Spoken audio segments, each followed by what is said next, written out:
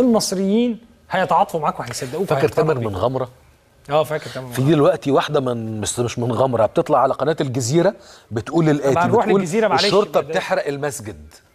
احنا كده بننقل. بص ده من جوه مسجد الفتح. بيتكلموا في التليفون.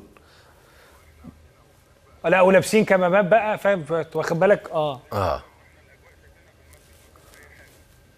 الصوره شديده الوضوح.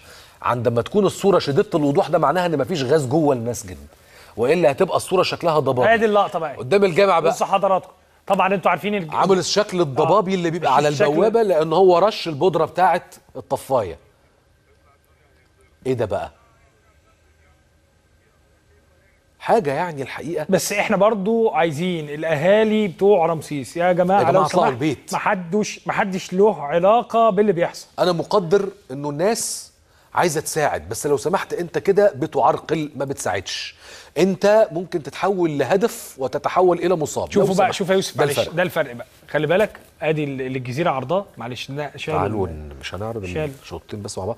على اي حال الفرق خلاص واضح. بقول لك واحده ست طالعه عماله بتقول انه الحقونا الشرطه بتحرق المسجد، واحنا ناقلين هوا. الشرطه واقفه ما بتعملش حاجه، ما بتتحركش. يعني ما بيردش على حد في الواح الخشب عليه. فالست بتتكلم على الجزء الحقونا. قوات الامن اطلقت قنبلتي غاز وقنبلتي دخان داخل مسجد الفتح لمحاوله اقتحامه. ده الجزيره واحنا ناقلين هوا، مفيش حاجه. طب ده ايه؟ لا بس مش غريب عليها، مش غريب عليها يعني. القصه مش في الجزيره بالنسبه لي، القصه في الرفاق اللي بيتبنوا هذا الخطاب، اللي